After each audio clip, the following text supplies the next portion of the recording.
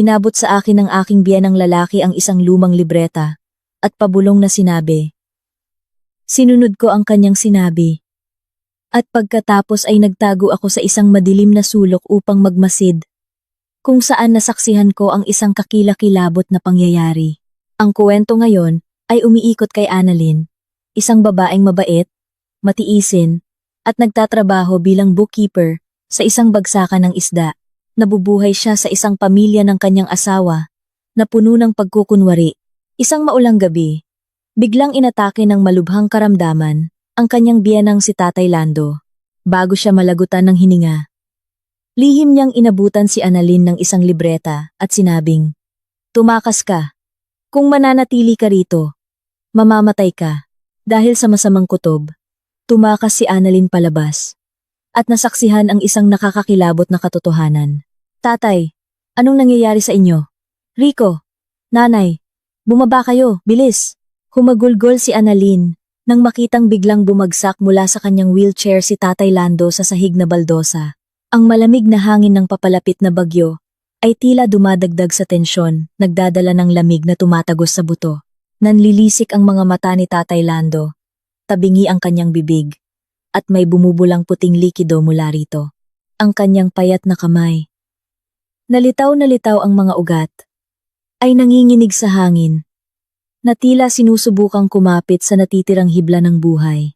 Napaluhod si Annalyn, at sa pag-aalala, agad na kinuha ang dulo ng kanyang damit upang punasan ang bula sa bibig ng kanyang biyenan.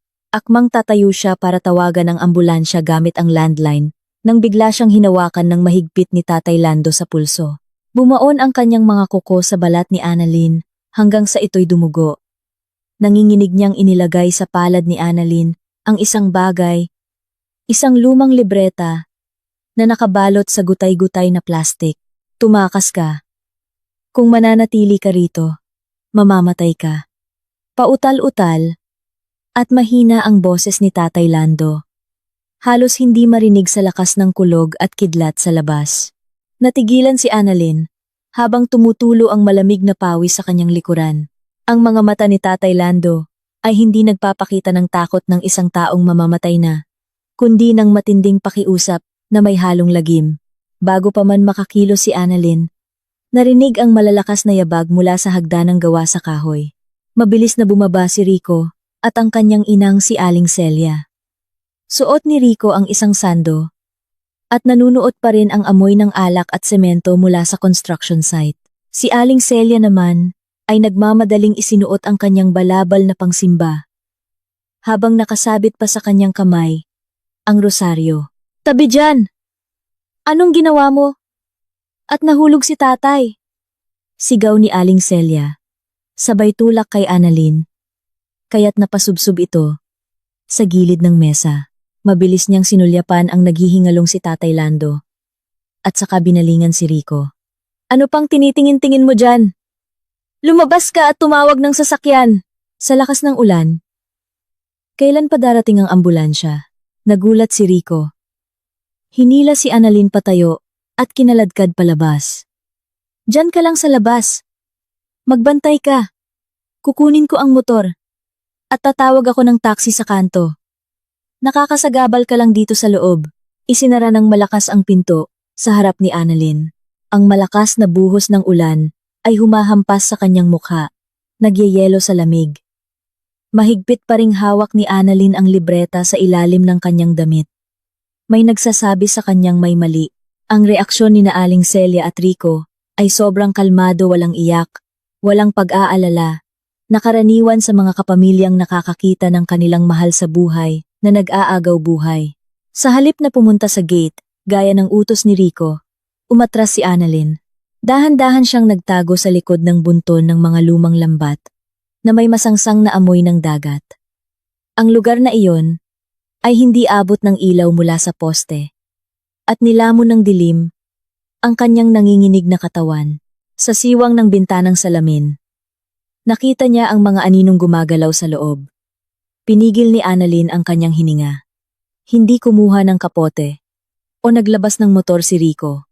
Sa halip, kalmado siyang pumasok sa kusina at kumuha ng mop, ang natapong kape ni Tatay Lando kanina, ay mabilis niyang pinunasan. Sa sofa, yumuko si Aling Celia. May kinuha sa ilalim ng altar ng Santo Niño, isang maliit na bote ng gamot. Ito ang maintenance na gamot sa high blood ni Tatay Lando. Binuksan ni Aling Celia ang takip. Nagmamadaling pumasok sa banyo sa tabi ng sala. Narinig ang malakas na tunog ng pag-flush ng inidoro. Lumabas siya. Itinapon ang walang lamang bote sa basurahan. At malamig na tinitigan si Tatay Lando, na ngayon ay huminto na sa pangingisay. Ang dibdib na lamang niya ang bahagyang umaangat-angat. Tinikom ni Annalyn ang kanyang bibig, para pigilan ang pagsigaw sa takot. Nanlambot ang kanyang mga kamay. At paa. Pinapatay nila si Tatay Lando.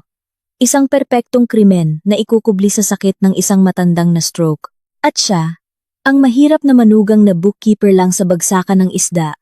Ang huling kasama ng matanda bago ito inatake. Siya ang magiging perpektong pananggalang para sa kanilang kapabayaan. O sa anumang krimeng ibibintang nila sa kanya. Ang mga huling salita ni Tatay Lando ay umalingaw-ngaw sa kanyang tainga. Tumakas ka. Dahan-dahang umatras si Annalyn patungo sa pader. Hindi na siya naglakas loob na bumalik sa loob para kumuha ng kahit ano. Binaliwala niya ang malakas na ulan na humahampas sa kanyang muka. Inakyat niya ang mababang pader na semento. Tumalon sa maputik na eskinita. At walang lingon likod na tumakbo sa kadiliman. Saan ka pupunta? Sumilong ka muna. Baka mabasa ka ng tuluyan, sigaw ng konduktor ng bus habang tinatapik ang gilid ng luma at mausok na sasakyan. Umatras si Annalyn, niyakap ang sarili habang nanginginig sa ginaw, at umakyat sa bus. Halos 5 kilometro ang nilakad niya, paikot-ikot sa mga eskinita ng San Isidro, Batangas, para makatakas. Hindi siya naglakas loob na mag-taxi o dumaan sa pangunahing kalsada. Takot siya sa bawat liwanag ng sasakyan na tumatama sa kanyang mukha. Pagdating niya sa terminal ng bus, basang-basa na siya at puno ng putik mula binti hanggang sa kanyang puting blusa. Isang tiket po para sa pinakamalayong biyahe ngayong gabi, sabi ni Annalyn habang dinudukot sa bulsa ang lukot at basang pera at inaabot sa konduktor. Tiningnan siya ng lalaking may tattoo. Kinuha ang pera at itinuro ang mga huling upuan. Doon ka sa dulo. Diretso itong Lucena. Kung gusto mong bumaba sa daan, sumigaw ka lang 10 minuto bago. Umarangkada ang bus. Dala ang amoy ng suka, langis ng makina, at pinaghalong pawis ng mga tao. Kasama pa ang malansang amoy ng mga styrofoam box, ng mga puslit na isda sa ilalim. Nagsiksik si Annalyn sa masikip na upuan. Ang unan at kumot ay marumi at amoy amag. Noon lamang tumulo ang kanyang mga luha. Mainit na dumadaloy sa kanyang namumutlang pisngi. Ilang oras lang ang nakalipas, isa pa siyang matiising asawa. Nag-iipon ng bawat sentimo mula sa paglilista ng mga isdang pumapasok at lumalabas sa pantalan para sa pamilya ng kanyang asawa. Ngayon, isa na siyang takas. Walang dala. Walang kinabukasan. Tanging ang basang damit sa katawan at ang misteryosong libreta ng kanyang biyenan. Nang mamatay na ang ilaw sa loob ng bus at tanging ang liwanag na lang mula sa mga poste sa labas ang tumatagos sa magasgas na bintana. Saka lang niya nilabas ang libreta. Ang plastik na balot nito ay punit-punit na at nabasa na ng ulan ang mga gilid nito. Binuksan niya ito. Walang nakalimbag na salita sa nagpapatunay ng anumang deposito sa bangko. Sa loob ng mga pahinang may linya, ay mga sunod-sunod na numerong isinulat kamay. Ang sulat ay nanginginig. Tipikal na sulat ni Tatay Lando. Mahahabang numero na walang sinusunod na pattern. At sa tabi nito, ay mga kakaibang simbolo. Sa huling pahina, ang sulat na kulay asul ay medyo nabura na. At may nakasulat na isang maikling address. Patisan ni Mang Turing, lungsod ng Lucena, Quezon, Lucena. Paulit-ulit na binigkas ni Annalyn. Narinig na niya kay Tatay Lando ang lugar na ito noong kabataan niya. Pero hindi niya nabanggit ang pangalang Turing o anumang patisan. Bakit sa bingit ng kamatayan? Ito ang ipinagkatiwala niyang address sa kanya. Ano ang ibig sabihin ng mga numerong iyon? Niyakap ni Annalyn ang kanyang mga tuhod. Ang ulo niya'y kumikirot. Hindi siya maaaring umuwi sa kanyang mga magulang. Mahirap lang sila, mga magsasaka. Siguradong hahanapin siya roon, nina Aling Celia at Rico, para guluhin at pagbantaan. Sigurado na silang natuklasan na ang kanyang pagkawala. Si Rico, na may mga koneksyon sa maliliit na kontratista at mga siga-siga sa pantalan, ay madaling makakahanap ng mga taong maghahanap sa kanya. Kailangan niyang pumunta sa lugar na hindi nila inaasahan. Mama, pagdating po ng Lucena, pababa na lang po ako, sabi ni Annalyn sa unahan ng bus. Ang malakas na hilik ng mga pasahero ay tumabon sa kaba sa kanyang boses. Mabilis na tinahak ng bus ang kadiliman. Iniwan sa likuran ni Annalyn ang isang buhay ng pagtitiis at isang karumal-dumal na krimen na ibinabaon sa ilalim ng malakas na ulan. Sinong hinahanap mo dito? Ang aga-aga mo naman para pumasok sa lugar na to. Isang magaspang na boses, na amoy tabako, ang narinig mula sa likod ng malalaking bariles. Nagawa sa kahoy. Nagulat si Annalyn at lumingon. Isang lalaking may edad, walang damit pang itaas, maitim at makintab sa pawis ang balat. Ang naglalakad papalapit habang may dalang dalawang timba na puno ng kaliskis ng isda. Umatras si Annalyn. Bumaba siya ng bus sa may kanto ng Lucena, noong madaling araw pa. Pagkatapos magtanong sa mga tindera sa tabi ng daan, at maglakad sa maalikabok na kalsada malapit sa pantalan, natagpuan din niya ang patisan ni Mang Turing.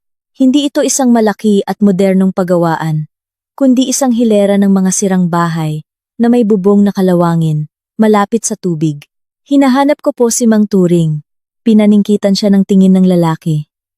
Ibinagsak ang dalawang timba at umupo sa isang sirang plastik na upuan. Ako si Turing. Kaninong anak ka? Nandito ka para maningil o mag-apply ng trabaho? Wala kaming trabahong magaan dito. Napalunok si Annalyn. Sinubukang pigilan ang pait sa kanyang lalamunan. Lumapit siya. Maingat na kinuha mula sa bulsa ang libretang nakabalot sa plastik. Binuklat sa huling pahina kung saan naroon ang sulat ni Tatay Lando at inilapag sa maruming mesa. Ako po si Annalyn, manugang ni Tatay Lando ng San Isidro. Pinapunta niya po ako dito. Natigilan si Mang Turing, na akmang sisindihan ang kanyang sigarilyo. Ang kanyang nanlalabong mga mata ay nakatitig sa sulat kamay sa papel. Ang kanyang magaspang na kamay ay bahagyang nanginginig nang hawakan niya ang gilid ng libreta. Ang paligid ay biglang tumahimik. Tanging ang ugong na lang ng mga langaw sa paligid ng maruruming tubig ang naririnig. Isinara ni Mang Turing ang libreta at isinuksok sa bulsa ng kanyang shorts.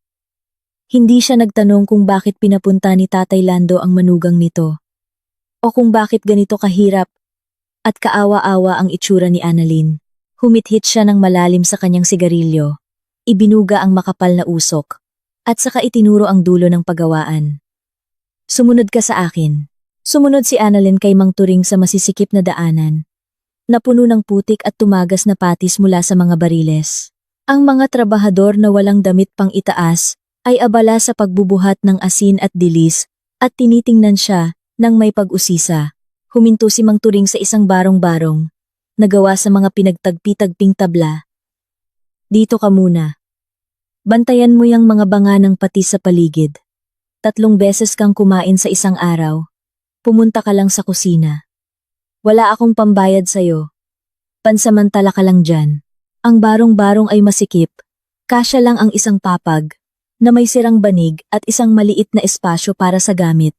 Walang bintana, walang sariling banyo. Ang hangin mula sa dagat ay malayang pumapasok sa mga siwang ng pader. Dala ang masangsang na amoy mula sa katabing planta ng mga tira-tirang isda. Walang malinis na kwarto para sa isang taong tumatakas na walang ni isang kusing.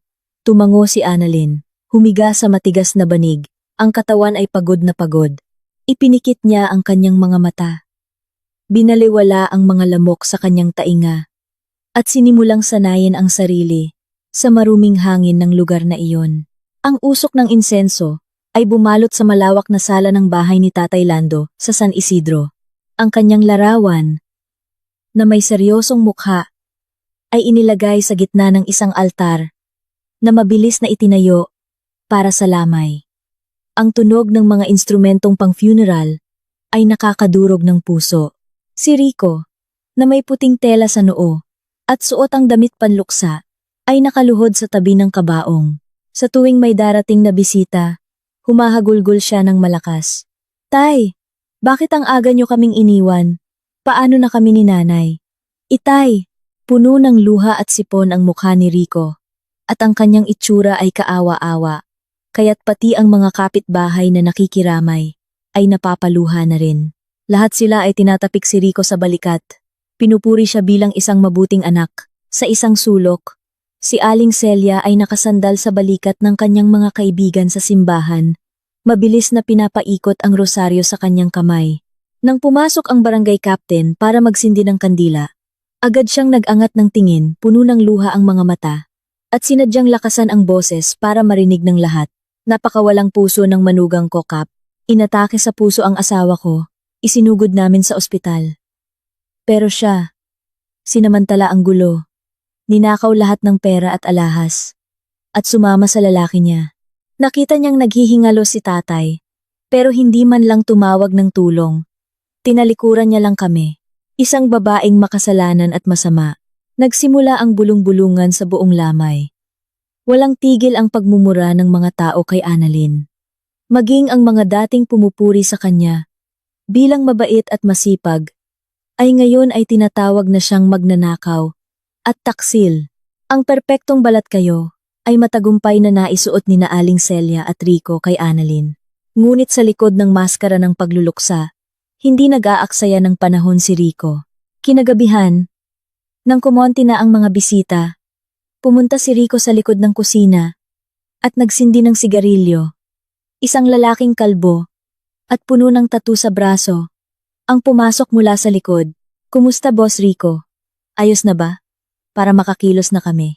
Itinapon ni Rico ang upos ng sigarilyo at inapakan. Ang kanyang boses ay malamig.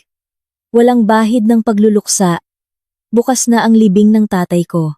Ipakalat mo ang mga tao mo sa lahat ng terminal ng bus at istasyon ng tren sa buong Batangas, Quezon, at Laguna. Hanapin niyo si Annalyn. Siguradong hindi pa siya nakakalayo. Anong gagawin namin pag nahanap namin siya? Tanong ng lalaking kalbo. Kunin niyo lahat ng dala niya. Nagngit-ngit ang mga ngipin ni Rico. Dalhin niyo siya dito ng buhay. Hanapin niyo ang itim na libretang nakabalot sa plastik. Kung manlaban, baliin niyo ang paa. Bago isakay sa van, ako bahala sa gastos. Basta siguraduhin niyong malinis ang trabaho at hindi malalaman ng pulis. Kung mahulog ang libretang yon sa kamay ng iba, patay kaming lahat. Dinukot ni Rico mula sa bulsa ang isang makapal na balumbon ng pera at inabot sa lalaki. Ang kanyang mga mata ay nagliliyab sa galit, tulad ng isang mabangis na hayop. Ang paghahanap ay opisyal nang nagsimula. Isulat mong maigi yang mga numero ng benta ng isda kaninang umaga. Huwag kang tatanga-tanga at magkukulang, kundi sisipain kita palabas dito. Itinuktok ni Mang Turing ang kanyang pipa sa magaspang na mesa at itinuro ang bunton ng mga papel na puno ng kaliskis ng isda. Tumango si Annalyn at inayos ang mga lukot na papel. Ilang araw na siyang nagtatrabaho, mula madaling araw hanggang hating gabi. Hindi siya pinagbubuhat ni Mang Turing ng asin o pinaghahalo ng patis dahil hindi raw kaya ng babae ang mabibigat na trabaho. Ibinigay niya sa kanya ang gawain ng paglilista ng mga isdang pumapasok at lumalabas araw-araw. Kapalit nito, mayroon siyang 3 simpleng kain sa isang araw at isang lugar na matutulugan sa sirang barong-barong. Pagsapit ng gabi sa Lucena, madilim at tahimik. Ang mga trabahador, pagod sa maghapong trabaho, ay mahimbing nang natutulog. Ang tunog ng kanilang hilik, kasabay ng alon ng dagat, ay lumilikha ng malungkot na himig. Si Annalyn ay nakaupo sa papag, sa liwanag ng isang gasera. Maingat niyang kinuha ang libreta ni Tatay Lando mula sa ilalim ng unan. Sa tuwing ipipikit niya ang kanyang mga mata, bumabalik ang imahe ng kanyang biyenan na naghihingalo. Sa dilaw na liwanag ng gasera, pinag-aralan ni Annalyn ang mga numerong isinulat kamay. Sa unang tingin, aakalain ng sino man na ito ay mga bank account number o password ng safe. Ngunit ang kanyang karanasan bilang bookkeeper ay nagsasabing hindi ito pera. Kumuha siya ng isang papel at kinopya ang bawat hanay ng numero. Ang unang hanay ay laging nagsisimula sa malalaking numero na sinusundan ng mga letrang PL at XR. Ang pangalawang hanay ay mga petsa sa nakalipas na taon. Ang pangatlong hanay ay mga numerong may salong guhit. Ginamit niya ang dulo ng ballpen para mag-isip. PL, siguradong pangbakal. XR, construction. Ang unang piraso ng palaisipan ay nabuo sa kanyang isip. Ang construction company ni Rico, ang kanyang asawa, ay isang front lang.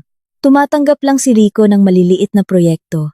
Pero sa mga financial report na paminsan-minsan ay pinapagawa sa kanya, nakatala ang napakalaking halaga ng mga materyales na binibili. Nanginginig ang kamay ni Annalyn. Binuklat niya ang susunod na pahina.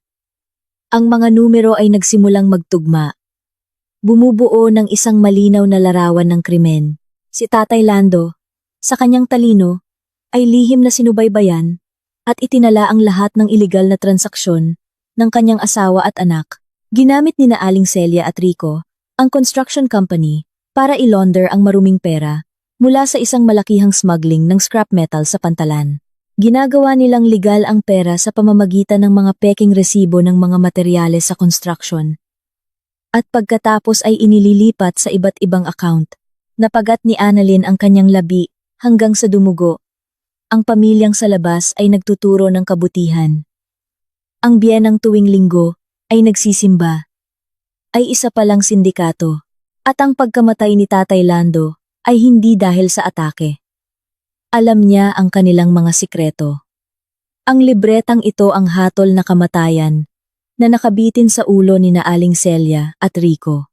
Natanto ni Annalyn na hindi lang siya tumatakas mula sa bintang na pagnanakaw, kundi tinutugis siya ng mga halimaw na handang pumatay ng sinumang hahadlang sa kanila.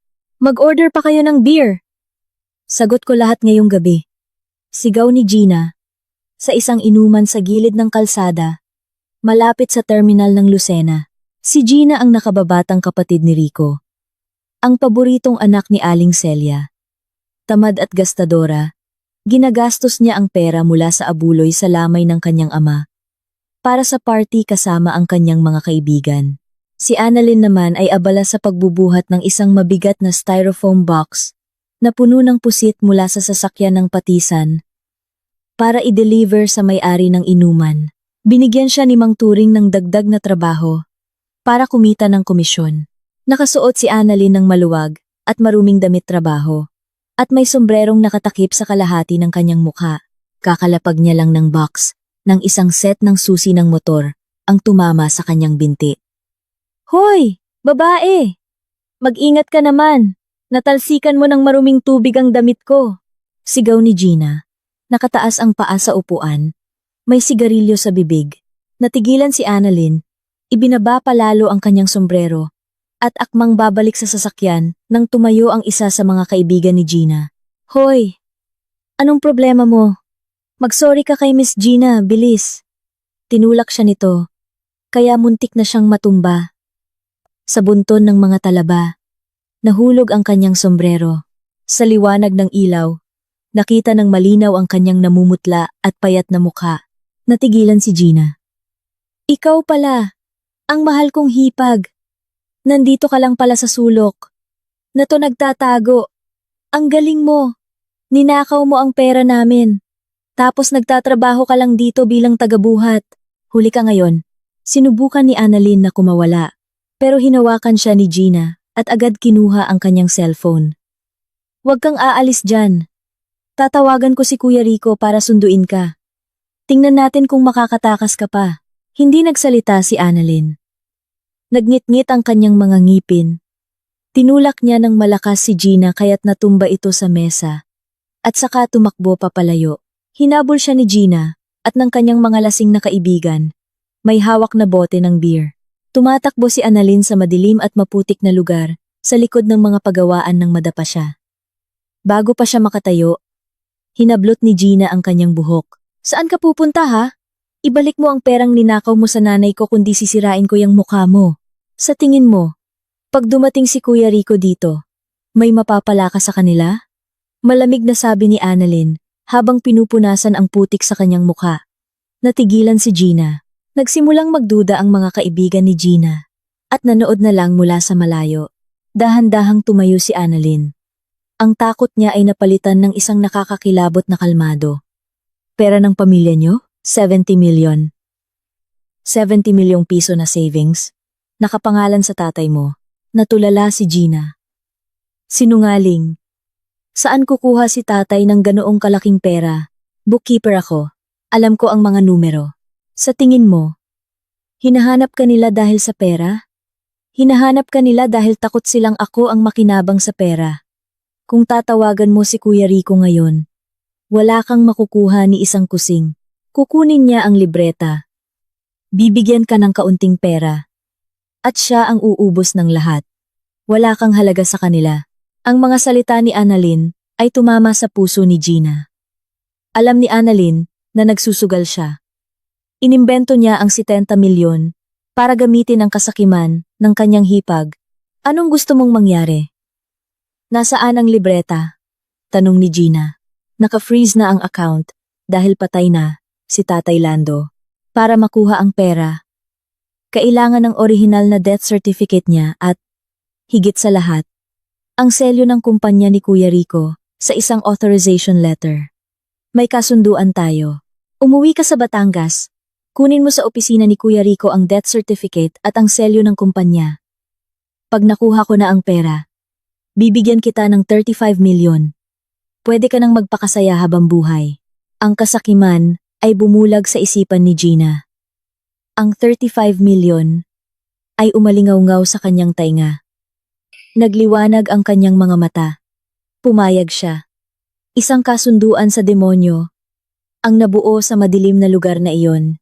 Buksan mo yung pinakamababang drawer sa kaliwa. Huwag mong lalakasan ang ilaw ng flashlight. Bulong ni Annalyn mula sa kanyang murang cellphone sa Lucena. Nakatutok siya sa video call. Nakanang, muminase, sa kabilang linya, nanginginig si Gina habang ginagamit ang flashlight ng cellphone para hanapin ang kailangan sa madilim na opisina ni Rico sa Batangas. 2:00 na ng madaling araw. Nakalock, Annalyn? Hindi ko mabuksan. Umiiyak na sabi ni Gina. Gamitin mo yung nail file sa bag mo. Dahan-dahan lang, baliw. Inutusan ni Annalyn si Gina. Pero ang totoo, hindi selyo o death certificate ang kailangan niya. Ang gusto niyang mahanap ay ang pulang ledger kung saan nakatala ang lahat ng money laundering transactions ni Rico, natutugma sa mga numero sa libreta ni Tatay Lando. Pinagpawisan si Gina. Ipinasok ang nail file sa susian at pinihit ng malakas. Isang malakas na click ang narinig. Bumukas ang drawer, pero sa sobrang lakas ng paghila niya, isang babasaging palamuti sa mesa ang nahulog at nabasag sa sahig. Patay ako, Annalyn. Sigaw ni Gina. Narinig ni Annalyn ang mga yabag mula sa kwarto ni Aling Celia sa ibaba. Pumasok ka sa aparador. Bilis! Huwag kang maingay! Utos ni Annalyn. At mabilis na pinatay ang mic ng kanyang cellphone. Nagtago si Gina sa loob ng aparador na amoy naphthalene balls. Nag-iwan ng maliit na siwang. Sinipa ang pinto at bumukas ang ilaw. Sa siwang, nakita ni Annalyn ang laylayan ng damit ni Aling Celia. Pero hindi siya nag-iisa. May kasama siyang lalaki na nakasapatos na itim. Hangin lang yan, kung ano-ano ang iniisip mo, sabi ng isang lalaking may magaspang na boses. Hindi ito si Rico. Renato, mag-ingat tayo. Hindi pa natin nahahanap si Annalyn at ang libreta. Nakasalalay ang buhay natin doon. Sagot ni Aling Celia. Sa loob ng aparador, nanginginig sa takot si Gina. Ang lalaking tinawag na Renato ay pamilyar sa kanya. Pero hindi pa niya ito nakikita. Wala kang kwentang babae, sigaw ni Renato. At isang malakas na sampal ang narinig. Bumagsak si Aling Celia sa sahig. Sinabi ko na sa iyong lasunin mo na lang. Yang si Lando noon pa. Ngayon, naitakas ng manugang mo ang ebidensya. Kung mapunta yan sa pulis, tapos tayong lahat, hinablot niya ang buhok ni Aling Celia. Natigilan si Annalyn sa Lucena. Ang pinakakasuklam-suklam na sikreto ng pamilya ay unti-unting nabubunyag. Anong klaseng trabaho yan? At nalaman pa ng matandang yun lahat ng galaw natin, sigaw ni Renato. Sa kabilang linya, si Gina ay nanginginig sa takot. Nakita niya ang lahat. Hindi ko alam na nagpapanggap lang siyang paralisado. Paano ko malalaman na nagsusulat pala siya sa ilalim ng wheelchair niya? Sagot ni Celia. Bakit hindi mo utusan ng mga tao mo na tumulong maghanap kay Annalyn? Abala ang mga tao ko sa pagtatago ng mga scrap metal sa pantalan. Inalagaan kita at yang anak mo sa labas sa loob ng 30 taon para maging front ng money laundering natin? Tapos hahayaan mo lang mawala ang ebidensya? Anak sa labas. Ang mga salitang iyon ay parang martilyong pumukpok sa isipan ni Annalyn. Si Rico ay hindi tunay na anak ni Tatay Lando. Siya ay bunga ng lihim na relasyon ni na Aling Celia at ng smuggling lord na si Renato. Hinaan mo ang boses mo, sabi ni Celia. Nalaman ni Lando na hindi niya anak si Rico noong nakaraang taon. Aayusin na niya ang kanyang huling habilin para iwan lahat kay Gina. Kung hindi ko siya inunahan, sa kalye tayo pupulutin. Sa tingin mo, gusto kong maging biyuda? Ang lahat ay nagtugma. Ang pagpatay kay Tatay Lando, ang kalmadong reaksyon ni Celia at Rico, ang pagtugis kay Annalyn. Pinatay nila si Tatay Lando hindi lang dahil sa libreta, kundi para itago ang katotohanan tungkol sa pagkatao ni Rico. Sa loob ng aparador, hindi na makahinga si Gina. Sa sobrang takot, hindi niya namalayang naiihi na siya sa kanyang salawal. Nanginginig. Sinubukan niyang umatras pa, pero aksidenteng tumama ang kanyang siko sa pader ng aparador. Tok! Isang maliit na tunog, pero sapat na para marinig sa katahimikan. Tumingin si Renato sa aparador. Dahan-dahan siyang lumapit. May kinuhang isang bagay na kumikinang mula sa kanyang baywang. Sinong nandyan? Lumabas ka! Natakpan ni Gina ang kanyang mga tainga, umiiyak. Tumakbo ka, Gina! Bilis! Sigaw ni Annalyn sa cellphone. Pero huli na. Binuksan ni Renato ang pinto ng aparador. Ang liwanag ay tumama sa mukha ni Gina na wala ng kulay. Sa gulat ni Renato, ginamit ni Gina ang pagkakataon. Sumigaw siya at sinipa si Renato sa tiyan. Bumagsak ang lalaki. Tumakbo si Gina palabas. Itinulak si Aling Celia at nagtatakbo sa kadiliman. Hulihin niyo yan! Narinig niya ang lahat. Sigaw ni Renato. Sa kabilang linya, ang huling narinig ni Annalyn ay ang tunog ng nabasag na cellphone. Nawala ang signal. Alam ni Annalyn na matutuntun nila ang tawag sa Lucena. Malapit nang dumating ang mga lobo. Kinaumagahan, hinanap ni Annalyn si Mang Turing. Ikinuwento niya ang lahat.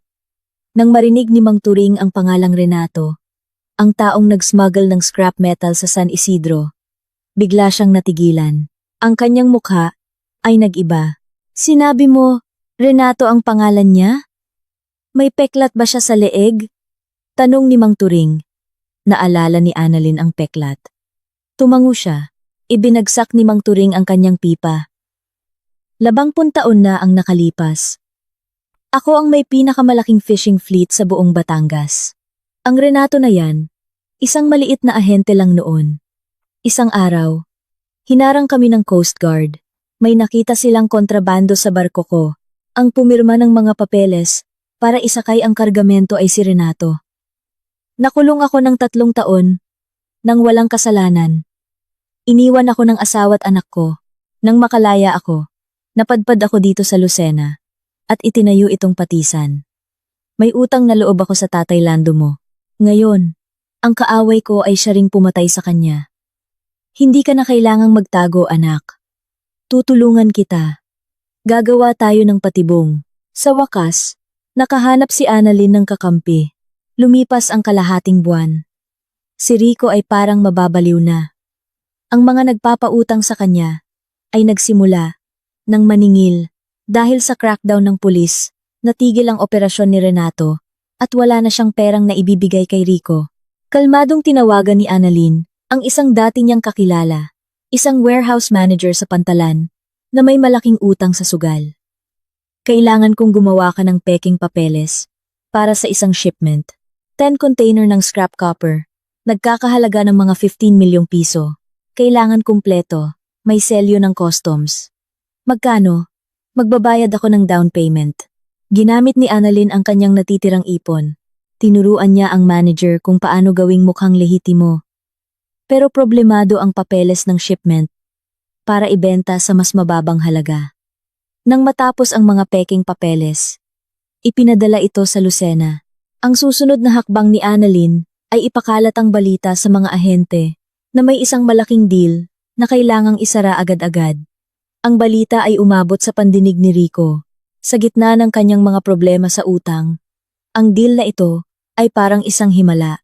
Alam ni Annalyn na ang asawa niya ay mangmang pagdating sa papeles. Ang kasakiman at desperasyon nito ang magiging daan para mahulog ito sa patibong. Sa tingin mo, kakagatin ni Rico yan? Ngumiti si Annalyn. Uhaw na uhaw si Kuya Rico ngayon. Hindi niya ito sasabihin kay Renato para solohin ang kita. Gagawin niya ang lahat para maisangla ang bahay para makuha ang 15 milyon. Nailagay na ang pain. Maghintay na lang tayo. Nay, tingnan nyo. 15 milyon. Sa loob lang ng isang linggo, kikita tayo ng 5 milyon. Ibinagsak ni Rico ang mga pekeng papeles sa mesa. Si Aling Celia, nasakim din, ay nasilaw sa posibleng kita. Kahit na natatakot, pumayag siyang isangla ang kanilang bahay at ang planta ng isda habang inaayos nila ang pagsangla sa isang loan shark.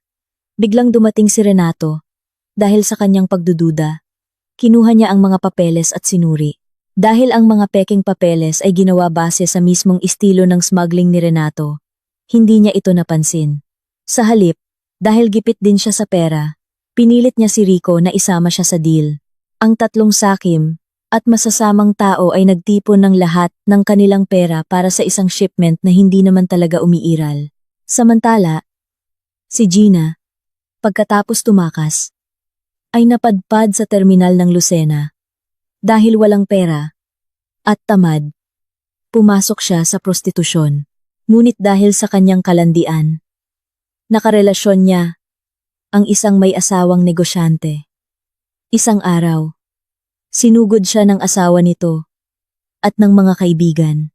Kinuyog siya, ginupit ang kanyang buhok hanggang sa makalbo at binuhusan ng bagoong. Pinalayas siya at namuhay na parang aso sa kalye, namumulot ng basura para may makain. Isang gabi, naisip niyang kung ituturo niya si Annalyn kay Rico. Ninakaw niya ang cellphone ng isang trabahador sa patisan at tinawagan si Rico. Kuya Rico, si Gina to. Alam ko kung nasaan si Annalyn. Nasa isang patisan siya sa Lucena. Totoo? Ibigay mo ang address. Hindi ako tanga. Magdeposito ka ng 500,000 sa account ko at bigyan mo ako ng tiket papuntang abroad. Ite-text ko sa'yo ang address. Kung hindi, bahala kang maghanap. Plano niyang isumbong kayo sa pulis. Pumayag si Rico. Pagkatanggap ng pera, ipinadala ni Gina ang address at saka itinapon ang cellphone sa ilog. Muli, ipinagkanulo niya ang hipag na malapit na sanang maging biktima ng isang madugong gabi. Ang hangin mula sa dagat ay malakas. Ang high tide ay hindi pangkaraniwan. At ang tubig ay umabot na hanggang binti sa buong patisan. Ang mga trabahador ay nagsiuwian na. Tanging si Annalyn at Mang Turing na lang ang natira. Bigla, 3 pickup truck ang huminto sa harap. Bumaba si Rico at ang mga tauhan ng loan shark na si Boss Vic. May dalang mga tubo at itak. Hanapin niyo ang babaeng yan, sigaw ni Rico. Sinimulan nilang wasakin ang buong lugar. Na corner sina Annalyn at Mang Turing sa isang lumang bodega. Pumasok si Rico. Hayop ka! Ang galing mong magtago. Ibigay mo ang libreta. At hahayaan kitang mabuhay. Hindi natakot si Annalyn. Ngumiti siya at pinindot ang isang remote. Isang speaker ang tumunog mula sa itaas. Ang boses ni Renato ang narinig. Sinabi ko na sayong, lasunin mo na lang. Yang si Lando noon pa. Natigilan si Rico. Nagkatinginan ang mga goons. Ayaw nilang masangkot sa pagpatay. Nagpatuloy ang recording. Isiniwalat ang lahat. Ang money laundering, ang pagiging anak sa labas ni Rico, at ang pag-amin ni Aling Celia na siya ang pumatay kay Tatay Lando. Gumuho ang mundo ni Rico. Ang lahat ng kanyang pinagmamalaki ang pagiging tagapagmana, Ang kanyang pangalan ay kasinungalingan pala. Ibinagsak niya ang kanyang tubo at napasigaw na parang isang sugatang hayop. Hindi totoo yan. Niloloko niyo ako. Umalis ang mga goons. Problema ng pamilya niyo yan. Ayaw naming madamay dyan. Habang si Rico ay gumuho, tumakas sina Annalyn at Mang Turing. Tumalon sila sa isang drainage canal na umaagos papunta sa ilog at lumangoy sa kadiliman. Iniwan ang wasak na patisan at ang isang taong nawasak din ang pagkatao. Hayop kang babae ka! Bumaba ka dito! Sigaw ni Rico nang makauwi siya sa Batangas. Kinaladkad niya si Aling Celia mula sa kama. Alam ko na ang lahat. Ginawa niyo akong tanga. Pinatay niyo si tatay. Ginawa ko lang yon para sa'yo, anak. Umiiyak na sagot ni Celia. Biglang dumating si Renato. Nalaman na niyang peke ang shipment na pinaglaanan nila ng 15 milyon. Kasalanan mo to, gago. Sigaw ni Rico kay Renato. Sinuntok ni Renato si Rico hanggang sa bumagsak. Tanga ka! Pera mo yan. Ikaw ang nagtapon. Wala akong pakialam sa'yo. Tinalikuran ni Renato ang mag-ina. Kinabukasan, dumating ang mga tauhan ni Boss Vic. Sinira nila ang gate. Tinangka ni Aling Celia na tumakas dala ang natitirang alahas. Pero hinarang siya ni Renato. Kinuha ni Renato ang mga alahas. Kailangan ko to para makatakas. Bahala ka na sa buhay mo, sabi niya. At sinipa si Celia hanggang sa mawalan ito ng malay. Saka tumakas. Kinaladkad ng mga goons si Rico palabas. Nasaan ang pera ko? Sigaw ni Boss Vic. Naloko po ako, Boss Vic. Peke po ang shipment. Wala akong pakialam. Ang bahay at lupang ito, akin na. Baliin niyo ang paa niyan. Isang malakas na lagutok ng buto ang narinig. Napasigaw si Rico sa sakit at nawalan ng malay. Itinapon siya sa kalsada na parang basura. Nagising si Aling Celia at nakita ang anak na duguan at pilay. Humagulgol siya sa gitna ng ulan. Habang ang mga kapitbahay ay nanonood lang, walang tumutulong. Ang karma ay mabilis na dumating. Si Renato ay sinubukang tumakas sakay ng bangka. Ngunit sa daungan, tinambangan siya ng mga dati niyang kasosyo na gustong patahimikin siya. Hinabol siya hanggang sa dulo ng isang bangin. Sa pagtakbo, nadulas siya at nahulog sa maalong dagat sa ibaba, direkta sa mga matutulis na bato. Ang kanyang katawan ay nilamon ng dagat. Si Aling Celia ay nabaliw. Namuhay siyang palaboy sa ilalim ng tulay. Isang araw, pinuntahan siya ni Annalyn. Dala ang isang kahon ng pagkain. Hindi ako multo, sabi ni Annalyn. Heto, kumain ka. Mabuhay ka para pagdusahan ang lahat ng ginawa mo. Iniwan niya ang pagkain at umalis.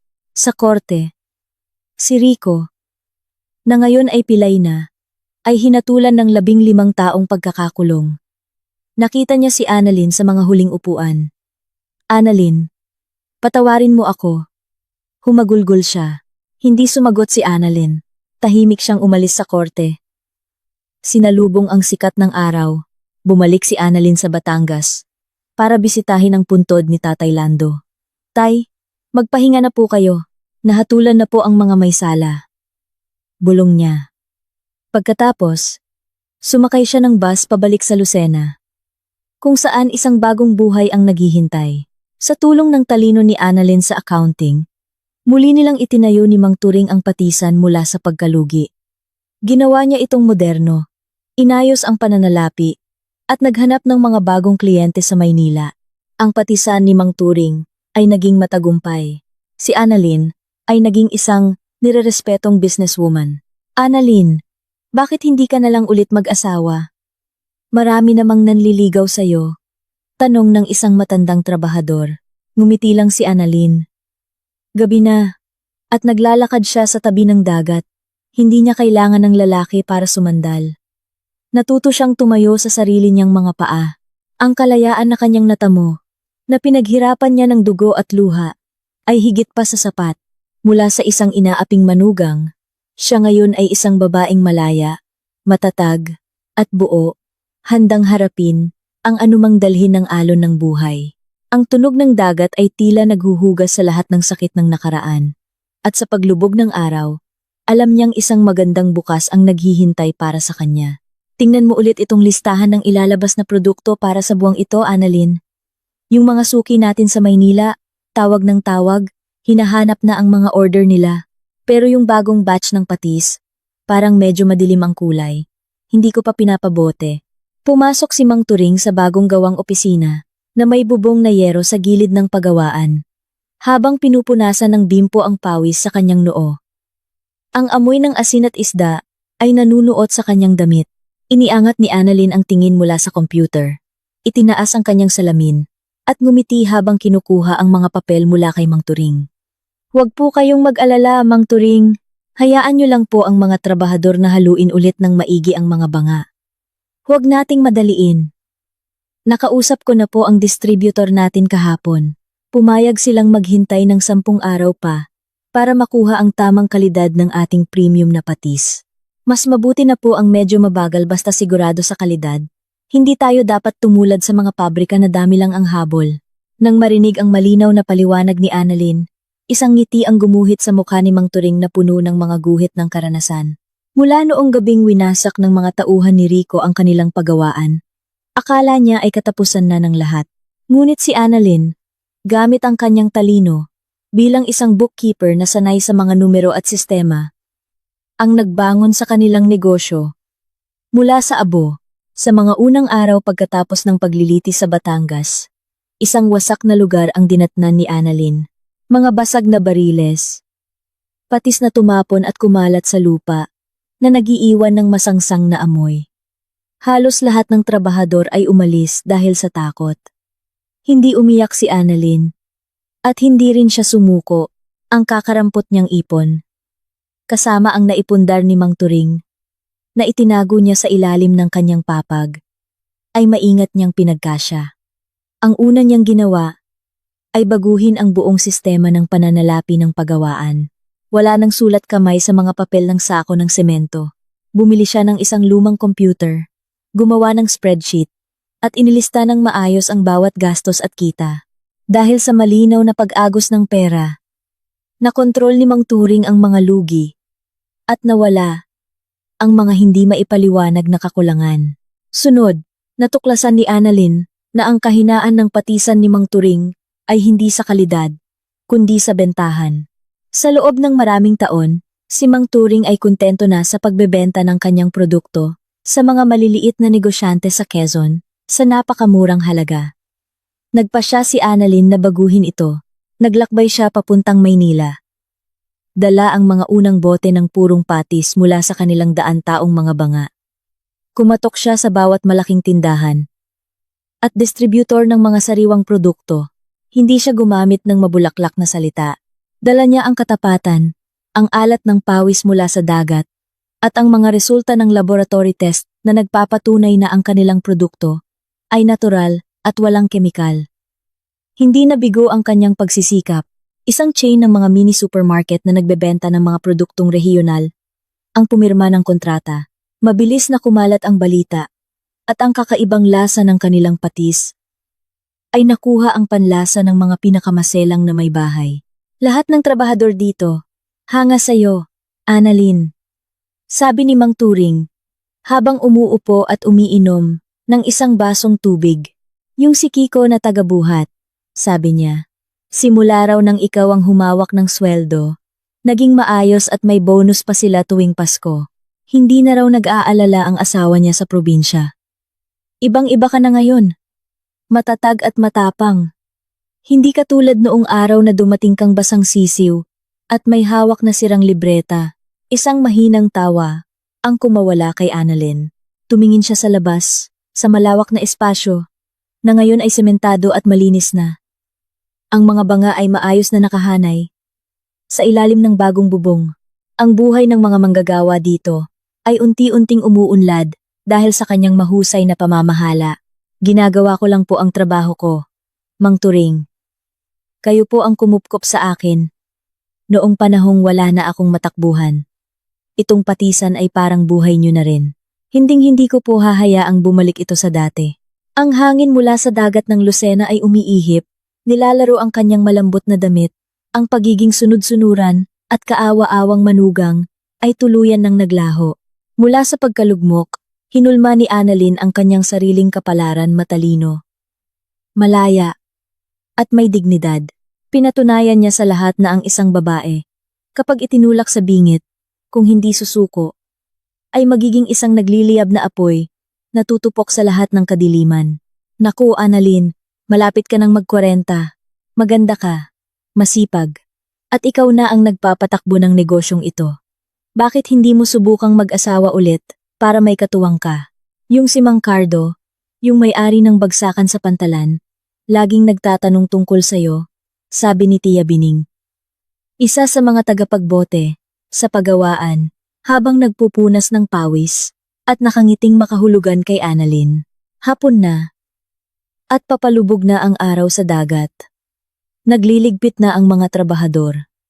Si Annalyn ay nagsusulat sa kanyang logbook. Nang marinig ang sinabi ni Tia Bining, napaangat siya ng tingin.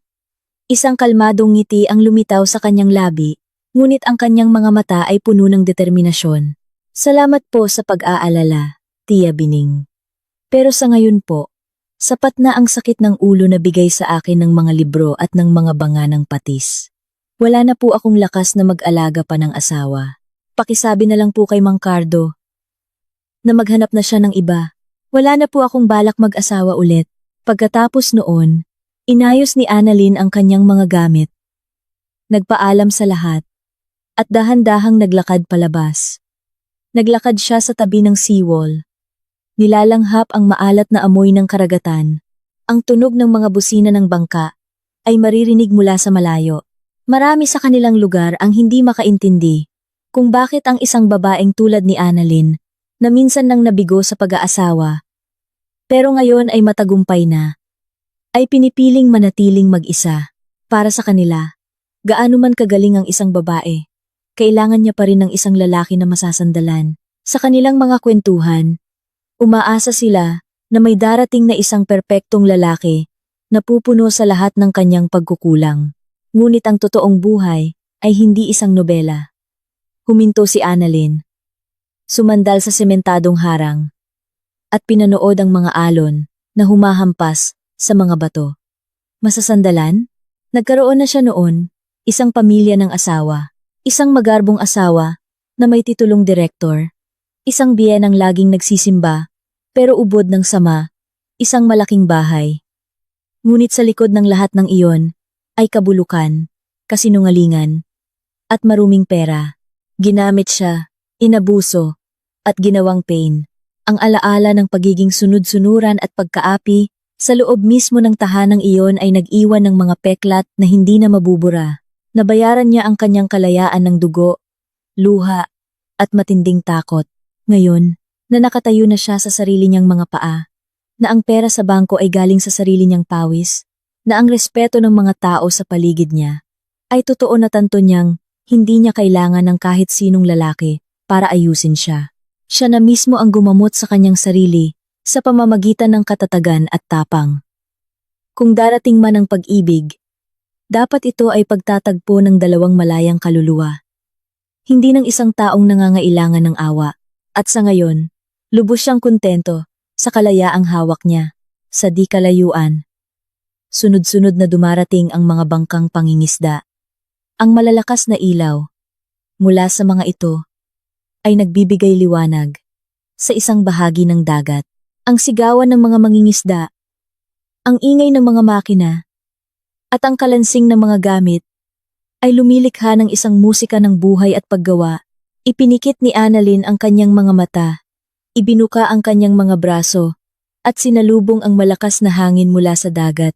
Pumasok ang hangin sa kanyang buhok at damit, dala ang lamig sa kanyang balat.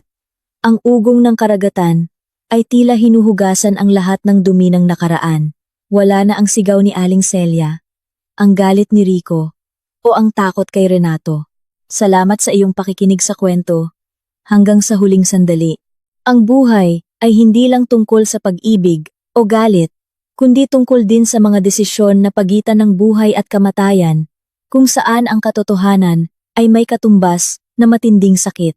Sana, pagkatapos ng kuwentong ito, mas pahalagahan natin ang mga taong nasa ating tabi at laging maging mapanuri. Kung nagustuhan mo ang kuwentong ito, huwag kalimutang i-like, i-share, at mag-iwan ng iyong komento. Paalam. At hanggang sa muli, inabot sa akin ang aking biyanang lalaki.